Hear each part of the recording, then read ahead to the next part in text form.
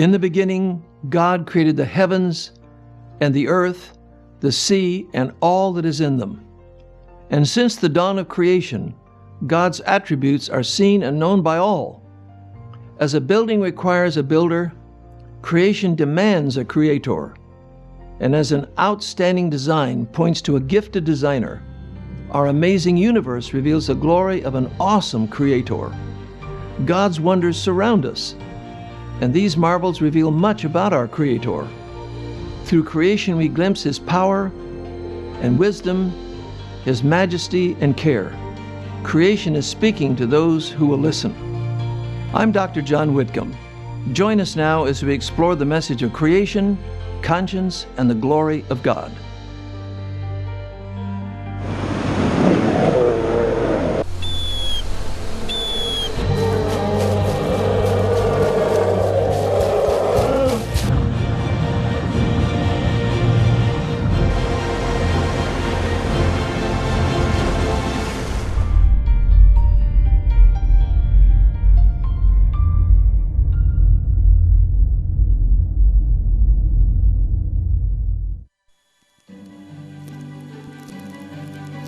Throughout creation, God's power is displayed.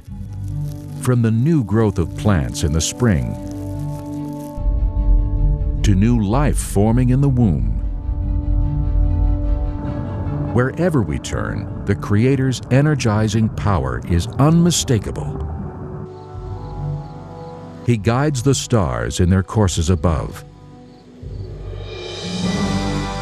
He formed the majestic mountains. He maintains the beneficial seasons. And in His hand is the life of every living thing.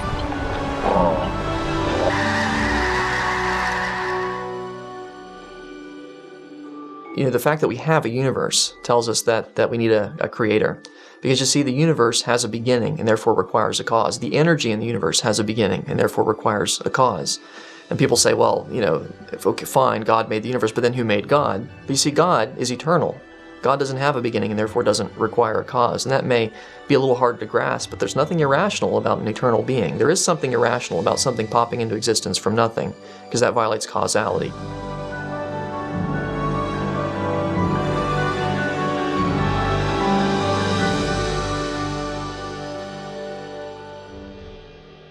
You know, a famous evolutionist was once asked, where did the Big Bang come from? And he said simply, if somebody ever asks you where mass energy came from, just ask them where God came from. And I think he really said something much more meaningful than he thought. Something had to be eternal. Either mass energy is eternal or God is eternal. Well, science has taught us a lot about mass energy. One of the things is it wears out. Mass energy eternal doesn't make any sense at all. God is eternal does make sense. As we read in that first chapter of Hebrews, the heavens, the whole universe is growing old and wearing out like a garment to be cast off, but thou, O Lord, endureth forever. The Bible explains there's one God who's the creator and the source of all life and energy. The forces of nature are energized and guided by His hand. Who hasn't felt the rumble of an approaching storm and considered God's might?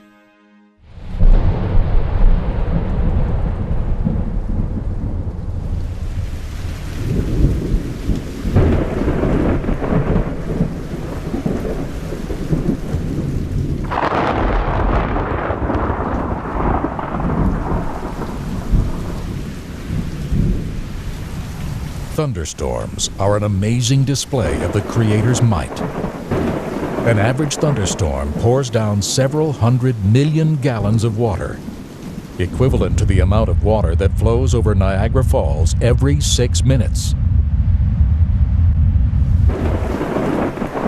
The same storm releases 10 million kilowatt hours of energy, equivalent to a 20-kiloton nuclear warhead.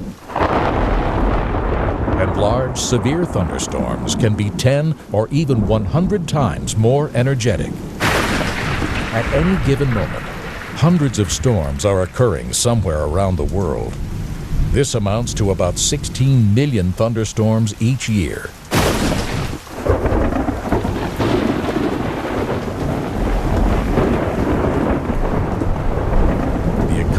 lightning illuminates an entire skyline.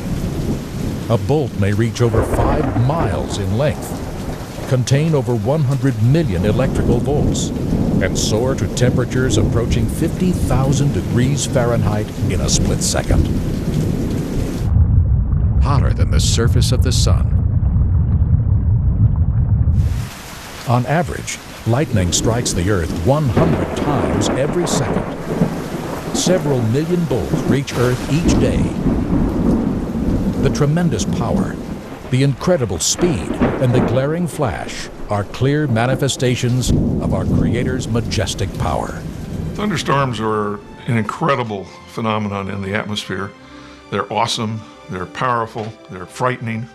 They have all kinds of energy releases. That's basically what's happening, is a thunderstorm is releasing large quantities of energy in our atmosphere by vertical motions. Thunderstorms contribute a major amount to the water cycle. The hydrologic cycle, water is evaporated from the oceans, the vapors drifted over the continents, and then it falls as rain and then flows back into the sea. Thunderstorms are a major part of that cycle where it converts that water vapor back into liquid water, or rain falls to the earth.